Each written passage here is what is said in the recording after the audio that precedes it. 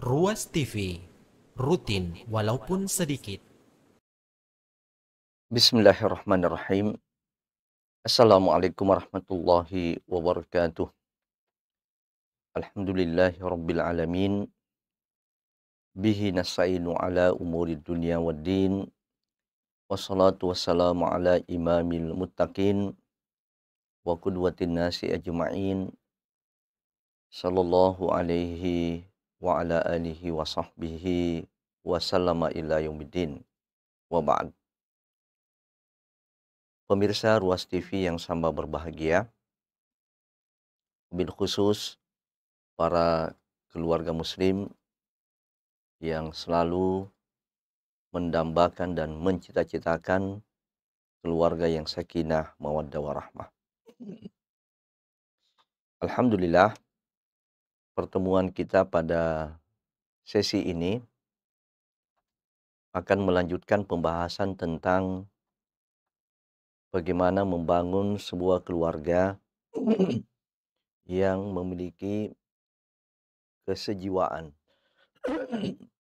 Satu model keluarga yang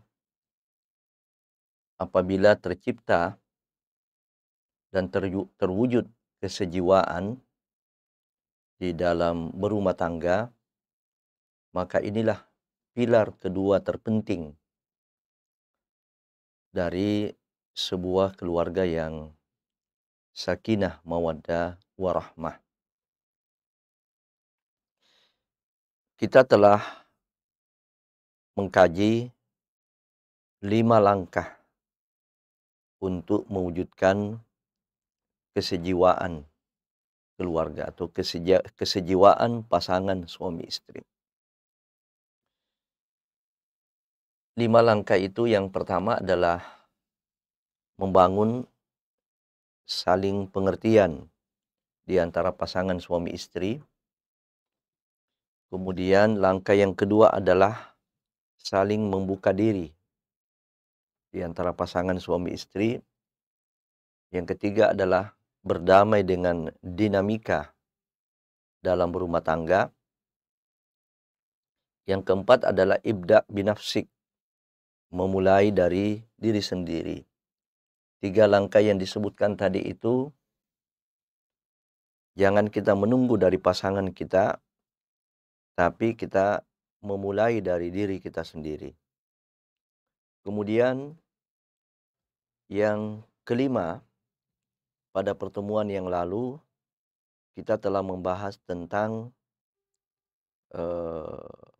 langkah yang kelima, yaitu terimalah pengaruh daripada pasanganmu. Terimalah pengaruh dari pasanganmu. Sekarang kita akan masuk pada langkah yang keenam.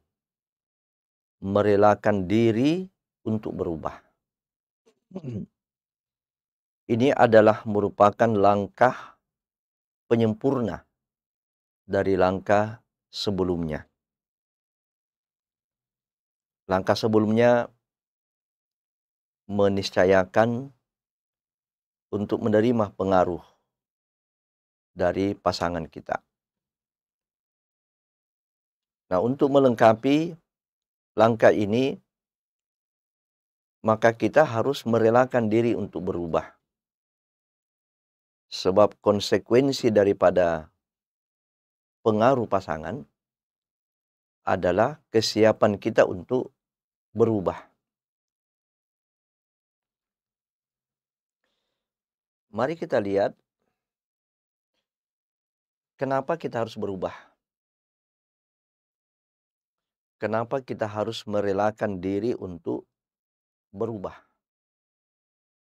Suami harus merelakan diri untuk berubah. Boleh jadi itu adalah karena pengaruh daripada istrinya. Demikian juga sebaliknya, seorang istri harus merelakan diri untuk berubah. Dan boleh jadi pengaruh perubahan itu bersumber dari suaminya.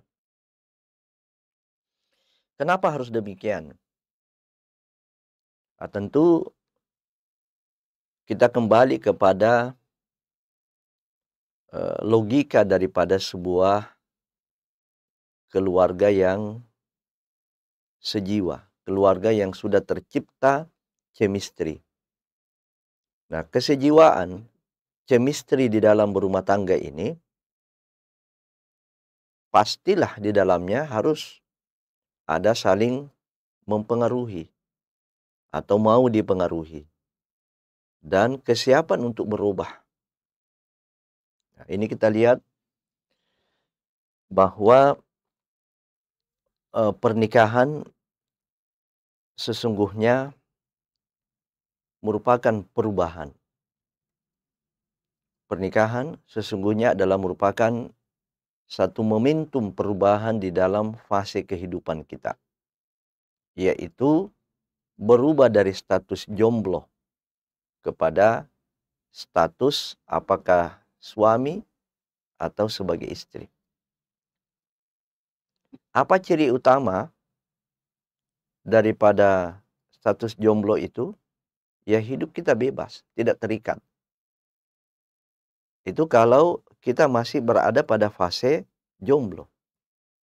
Hidup kita bebas, hidup kita tidak terikat. Ya, kalau ada ikatan-ikatan, ya itu ikatan rumah tempat kita tinggal, sekolah, kampus, tempat kita menuntut ilmu. Ya, tetapi di luar itu, umumnya kita bisa mengatur diri sendiri. Kita bisa menentukan apa yang kita inginkan. Dari waktu tidur kita, eh, waktu kita berada di luar rumah, apa yang kita kerjakan di luar rumah, waktu kapan kembali ke tempat domisili, itu kita masih bebas. Gaya hidup kita, apakah gaya hidup boros, gaya hidup glamor, itu masih bebas. Tetapi apabila kita sudah masuk dalam jenjang pernikahan, inilah fase di mana kita harus menyadari diri, status kita bukan lagi jomblo. Kita bukan lagi orang yang menyendiri, yang bisa menentukan apa yang kita inginkan, apa yang kita harapkan, tetapi dalam fase berkeluarga, kita ada ikatan-ikatan. Kita tidak boleh memenuhi apa saja keinginan dan harapan kita tanpa kita memperhatikan pasangan kita. Ya, sebab apapun sikap yang kita pilih, apapun gaya dan cara hidup yang kita pilih, itu akan berpengaruh, akan berimplikasi kepada pasangan kita. Pola hidup glamor, pola hidup boros misalnya dari seorang istri yang itu adalah merupakan bawaan ketika dia masih jomblo, itu tidak selamanya sesuai, tidak selamanya harus diteruskan ketika dia sudah berkeluarga. Ya, kalau suaminya memiliki kelapangan di dalam nafkah, dalam rezeki, itu pun bisa merusak dinamisasi daripada hubungan kekeluargaan. Ya, kenapa? Sebab pola hidup boros misalnya, ini tentu implikasinya kepada keuangan keluarga. Nah, kita harus merelakan diri untuk berubah. Nah, kemudian yang kedua, suksesnya langkah ini dalam rangka mewujudkan kesejiwaan keluarga, harus kita rela meninggalkan sifat egoisme dan sifat egosentris. Apa itu egoisme? Yaitu satu prinsip hidup yang menjadikan semua keinginannya harus tercapai. Semua egonya, keinginan, harapannya harus tercapai tanpa memperlihatkan, tanpa memperhatikan dengan siapa dia bergaul. Dia punya kecenderungan malah menekan dan memaksakan orang lain. Itu sifat ego. Tidak mau kalah, tidak mau mengalah. Ini adalah sifat ego. Ketika kita sudah berkeluarga, sifat ini sudah tidak pantas lagi kita miliki. Sebab kita punya pendamping hidup, kita punya teman hidup bersama siang dan malam. Maka sifat merubah diri ini tidak bisa apabila kita tidak berani dan tidak mau berkorban untuk meninggalkan sifat egoisme. Demikian juga egosentris. Egosentris adalah satu sikap yang menjadikan dirinya sebagai standar. Ya, menjadikan dirinya sebagai standar. Standar-standar kehidupan, standar-standar pergaulan itu didasarkan pada dirinya. Nah, sifat inilah yang bisa menghalangi langkah ini. Kita tidak bisa berubah sepanjang dua sifat ini kita miliki.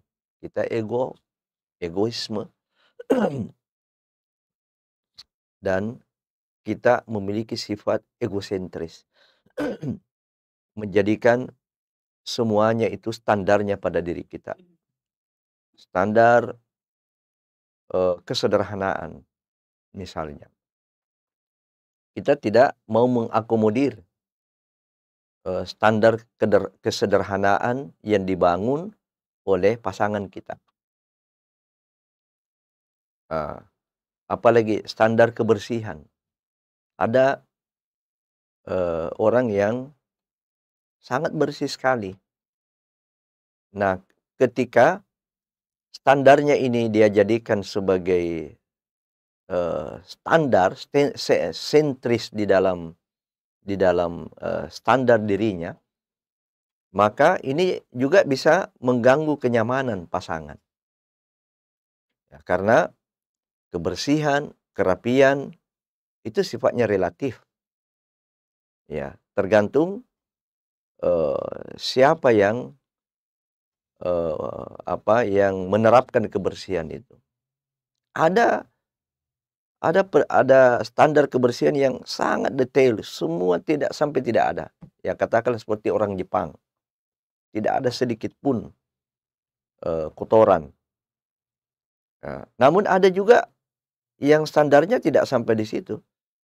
Yang penting bersih ya dalam hal-hal yang sifatnya umum, yang sifatnya global. Maka ini kita harus merelakan diri untuk berubah. Merubah standar, ya, menurunkan standar. Kalau standar kita terlalu tinggi, kita turunkan. Nah, kemudian yang ketiga, tujuan daripada merelakan diri untuk berubah ini adalah temukan jalan tengah. Ini adalah merupakan sasaran, tujuan daripada langkah merelakan diri kita untuk berubah adalah di dalam rangka untuk menemukan jalan tengah. Ya, menemukan titik temu. Ya, titik temu sehingga melahirkan entitas baru dari keluarga kita. Melahirkan identitas baru ya dari keluarga kita. Demikianlah hakikat daripada kesejiwaan itu. Bersatunya dua insan yang berbeda, lalu kemudian menyatu menjadi sebuah pasangan, menjadi sebuah identitas baru, hasil daripada saling mempengaruhi dan hasil daripada kesiapan untuk saling berubah. Kemudian sifat saling merelakan diri untuk berubah ini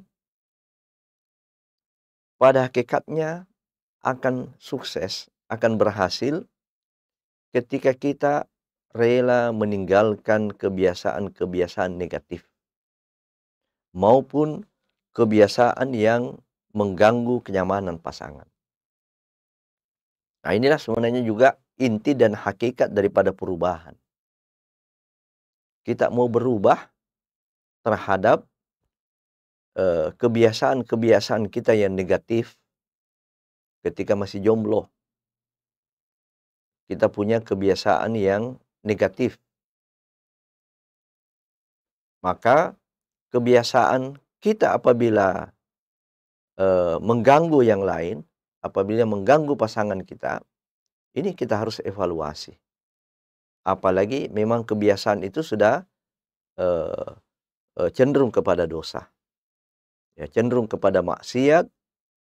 eh, itu artinya kita telah menghadirkan neraka di dalam keluarga kita. Kita telah menghadirkan faktor-faktor yang menyebabkan keluarga kita tidak akan mencapai keluarga yang sakinah, mawaddah, warahmah. Demikian juga kita harus eh, menghilangkan hal-hal yang mengganggu kenyamanan pasangan. Nah, inilah pentingnya ya dan rambu-rambu eh, bagaimana kita merelakan diri untuk berubah. Kemudian mungkin ada pertanyaan, apa saja yang harus berubah?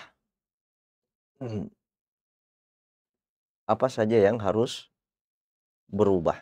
Ya tentu tidak semua kita rubah. Ya, sehingga kita betul-betul menjadi manusia yang super baru. Tapi yang berubah di sini tadi kembali kepada standar kebiasaan buruk, kebiasaan yang negatif. Kemudian yang kedua, bisa saja ada kebiasaan itu positif tapi mengganggu pasangan. Ya, maka di sini kita lihat yang harus berubah, yang harus berubah dari setiap pasangan dan semua harus merelakan diri untuk berubah,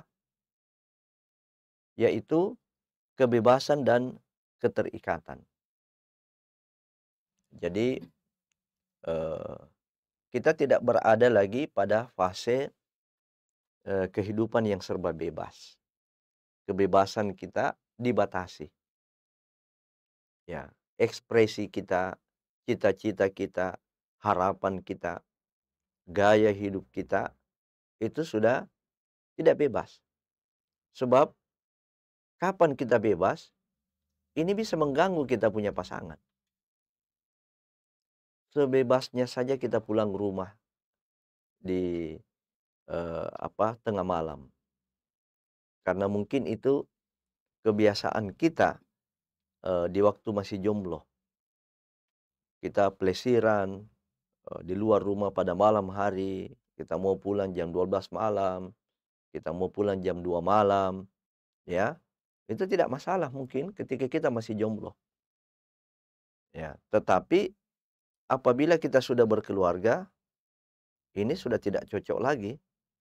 Ya, bagaimana kita mau membangun sebuah keluarga yang kuat, keluarga yang bersenyawa, kalau kita tidak merelakan diri kita untuk berubah dalam hal kebiasaan-kebiasaan buruk. Di sini sudah ada keterikatan, ya. Nah, keterikatan. Kuncinya membangun kebebasan dan keterikatan eh, yang yang diinginkan agar kesejiwaan ini bisa tercipta adalah sesuaikan dengan keinginan dan pasangan. Sesuaikan dengan keinginan pasangan kita. Nah, kita berubah pada berbagai keinginan-keinginan yang mengganggu pasangan kita. Ya, bahkan sedapat mungkin kita melakukan konfirmasi. Ya, kita keluar pada waktu pagi, kemudian selesai aktivitas di luar, kita harus kembali ke rumah, lalu kemudian kita singgah. Singgah di mana, dalam waktu berapa lama, ini sebaiknya kita konfirmasi. Kita konfirmasikan, ya. Sebab adanya perubahan-perubahan yang tanpa konfirmasi, ini bisa menimbulkan kecurigaan, ya, bahkan bisa menimbulkan ketidaknyamanan, ya, pada pasangan kita. Nah, kalau istri kita sudah tahu bahwa jam pulang kita kerja, di rumah kita sudah ada sebelum asar, di rumah kita sudah ada jam 4 misalnya, lalu kemudian cenderung terjadi perubahan. Perubahan karena eh, apa? Kita menganggap diri kita ini sudah tidak punya keluarga, tidak punya istri, tidak punya anak, ya. Maka lambat laun eh, muncullah kecurigaan-kecurigaan. Awal pernikahan, suami jadwal keluarnya, jadwal pulangnya teratur, tiba-tiba terjadi perubahan. Ini bisa menimbulkan kecurigaan dan bisa menimbulkan kekhawatiran. Nah, maka eh, disinilah medan pertama kita berubah dalam hal kebiasaan dan keterikatan. Yang kedua adalah berubah dalam hal cita-cita dan realitas keadaan. Eh, Mungkin ketika kita jomblo, punya cita-cita untuk meraih pendidikan yang tinggi. Tidak hanya S2, mungkin ada yang bercita-cita sampai S3. Baik itu istri maupun suami. Ketika masuk di dalam rumah tangga, eh, tidak semua cita-cita dan harapan kita ini harus terwujud. Boleh jadi karena tempat, sehingga menghendaki adanya perubahan. Boleh jadi karena seorang suami ikut istri, atau istri ikut suami, ya, di mana di tempat itu tidak memungkinkan cita-cita kita bisa terwujud. Persoalan tempat. Nah, juga persoalan kondisi, keuangan, kondisi nafkah rumah tangga. Nah, tidak boleh semua cita-cita dan realitas kita ini masuk dalam berumah tangga itu dipaksakan harus terwujud. Maka harus juga kita memahami realitas yang terjadi. Al-Quran sendiri memang selalu memotivasi kita untuk meraih cita-cita yang tertinggi, untuk selalu merengkuh harapan-harapan yang ideal. Namun Al-Quran juga tidak menafikan adanya perubahan-perubahan kondisi. Allah Subhanahu wa taala berfirman, ba'da a'udzubillahi minasyaitonirrajim, ya ayyuhalladzina amanu taqullaha ya ayyuhalladzina amanu taqullaha haqqa tuqatih wa la tamutunna illa wa antum muslimun. Nah, ini perintah untuk bertakwa yang ideal. Wahai orang yang beriman, bertakwalah kepada Allah dengan takwa yang sebenar-benarnya. Ini takwa yang ideal. Tapi Al-Quran juga menyebutkan fattaqullaha mastata'tum. Bertakwalah kepada Allah sesuai dengan kesanggupan.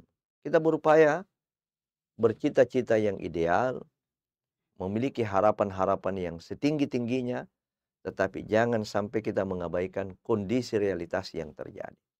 Disinilah diharapkan kesiapan pengorbanan. Kesiapan suami dan istri berubah, yaitu dengan cara siap mengorbankan rencana dan harapan-harapan.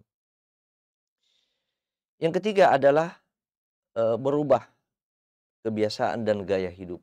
Merubah kebiasaan dan gaya hidup. Ini juga eh, apa perkara yang harus kita siap berubah. Suami istri harus siap berubah kebiasaan dan gaya hidup. Gaya hidup glamor, eee, gaya hidup suka pada dugem, dunia eee, gemerlap, ya, kebiasaan hidup boros, eee, apa, mengkonsumsi, membeli sesuatu, semua serba mahal. Nah, kalau kondisinya sudah tidak memungkinkan, maka pasangan suami istri harus merelakan diri untuk berubah. Coba kita pikirkan bagaimana kalau masing-masing kita bertahan dengan gaya hidup kita, kebiasaan-kebiasaan kita. Yang kemarin kita contohkan, bagaimana kalau ada seorang suami yang tidak bisa tidur kalau ada yang menyala. Sementara istri tidurnya hanya bisa kalau ada lampu yang menyala. Nah, kalau kita ini tidak mau menemukan titik temu, ya, kita tidak mencari jalan tengah, maka apa yang terjadi dalam rumah tangga itu? Persoalan yang kecil, persoalan yang sepele, ini menjadi persoalan yang memicu terjadinya konflik dalam rumah tangga. Pada persoalan yang sepele, persoalan yang bisa dikomunikasikan, persoalan yang bisa dibicarakan. Demikian juga tadi masalah standar dan ukuran. Contoh, standar kesederhanaan. Nah, ini suami bisa beda standar kesederhanaannya, yang dikatakan hidup sederhana itu begini. Ya, hidup sederhana itu rumah ukuran sekian, kemudian perabotnya semua terpenuhi, kemudian harus ada kendaraan mobil. Itu sederhana menurut istri mungkin. Karena dia berasal dari keluarga yang berkecukupan. Ya, semua ada. Semua kebutuhan-kebutuhan ada.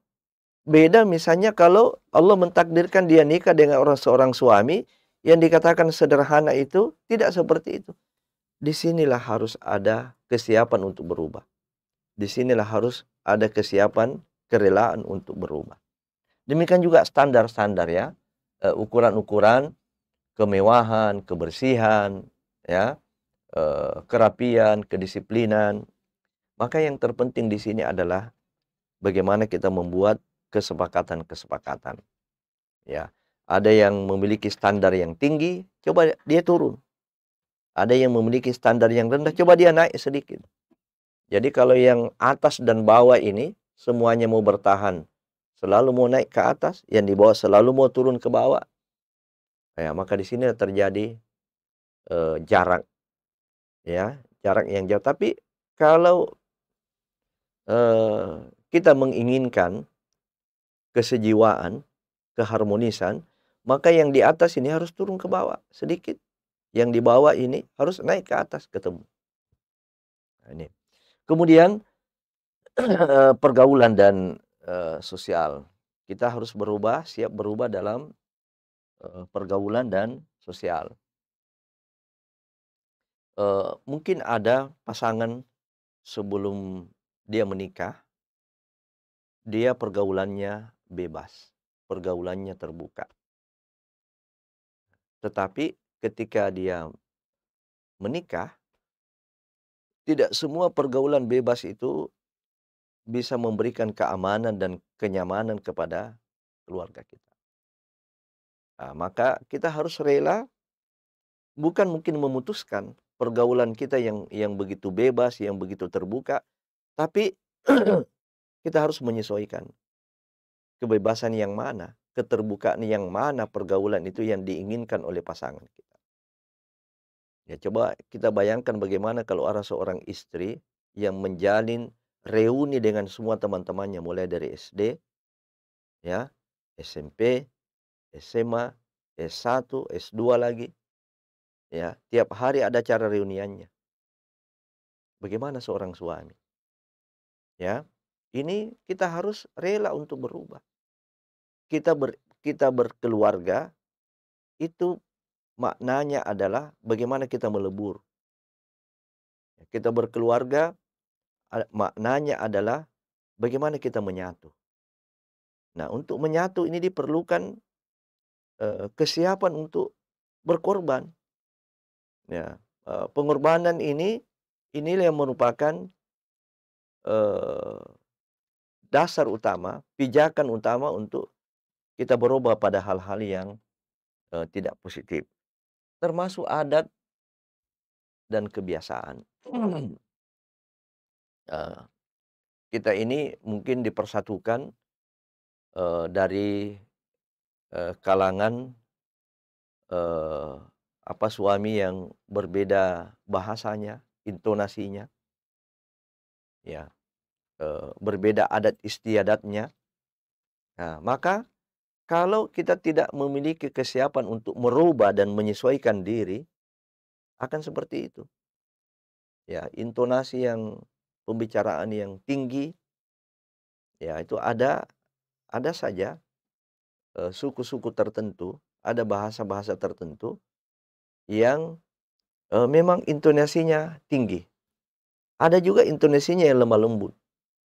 Nah, maka kalau kita tidak memiliki kesiapan untuk merubah diri, untuk menyesuaikan diri, ya, maka apa yang terjadi pada keluarga itu.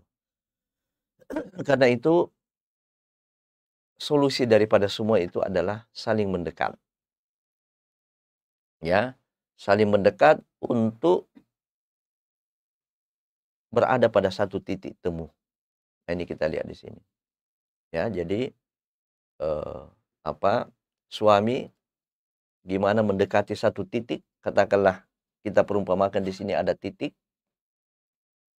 Nah, di sini titik ini. Maka suami dekati titik itu.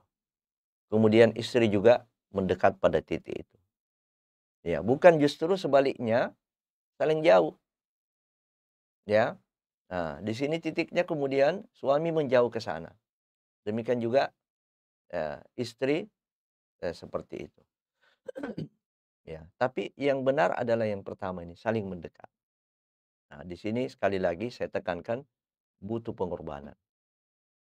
Ya, butuh pengorbanan, butuh keterbukaan, dibutuhkan komunikasi, dibutuhkan musyawarah. Ya, baik ini sudah banyak sekali pertanyaan yang masuk. Baik, saya akan percepat. Eh, apa gejala-gejalanya saling menjauh? Ya, jadi saling menjauh ini adalah implikasi daripada ketidaksiapan kita untuk berubah. Apa gejala-gejalanya? Ahli mengatakan ketika ada kritik. Kita mengkritik, kita selalu mengeritik kita punya pasangan, inilah yang bisa menjauhkan. Bukan berarti jangan saling mengkritik. Ada caranya, ada waktunya. Nah, mencelah, ya. Jadi gejala-gejala keluarga ini menjauh bukan saling mendekat, itu ada kebiasaan untuk saling mencelah. Kemudian yang ketiga malah membangun sebuah benteng, membangun sebuah jarak.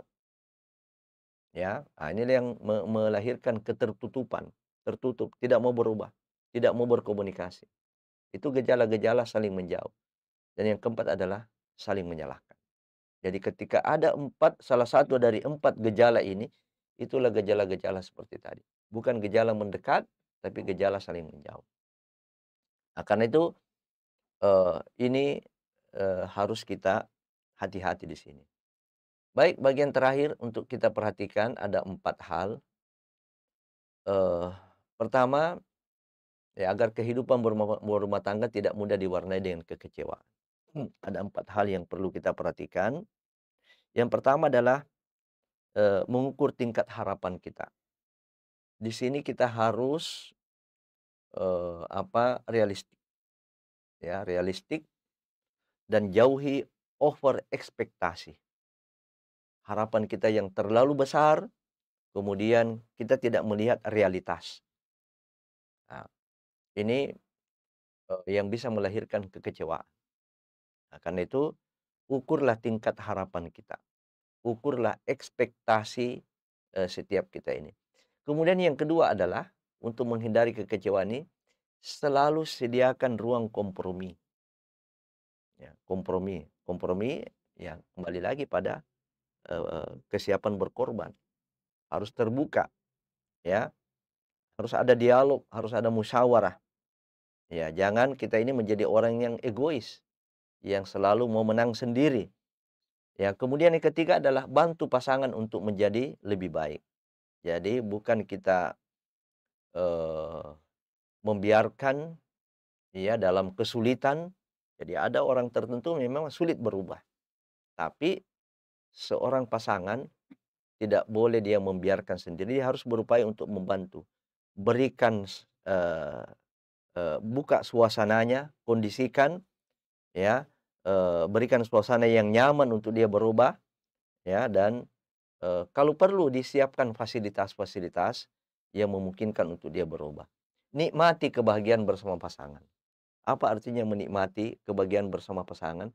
Kalau kita sudah berusaha sedemikian rupa berubah dan berubah, eee, menerima pengaruh dari pasangan kita, lalu kemudian tetap juga lamban atau, kadang-kadang tidak terjadi perubahan, nikmati saja itu, terima apa adanya, ya. Sebab, semua usaha kita ini tergantung pada takdir Allah, ya. Wa asa an takrahu syai'an wa huwa khairul lakum. Boleh jadi sesuatu yang kamu benci, padahal dari titik itu ada kebaikan yang Allah inginkan. Maka, inilah makna daripada keimanan kepada takdir, yaitu kita menerima apa adanya yang Allah tetapkan. Kewajiban kita ini hanya berusaha, kewajiban kita ini hanya berdoa kepada Allah agar terjadi perubahan dari yang tidak baik kepada yang baik. Namun kita juga harus menyiapkan ruang di dalam jiwa kita untuk menerima apa keputusan yang Allah tetapkan kepada kita. Intinya kalau kita ini mau berubah dan kita mau menerima pengaruh dari pasangan kita, sehingga kita mau berubah adalah bangunlah positive thinking dari keluarga kita. Bangunlah positive thinking dari pasangan kita. Bahwa tidak mungkin pasangan saya yang kita sudah berkomitmen dari awal membangun sebuah rumah tangga yang sakinah mawaddah warahmah, membangun sebuah rumah tangga yang bisa bereuni kembali di surga, tidak mungkin ada hal-hal negatif ya yang diberikan kepada kita. Inilah hakikat daripada keluarga yang menyatu. Inilah hakikat daripada keluarga yang sejiwa.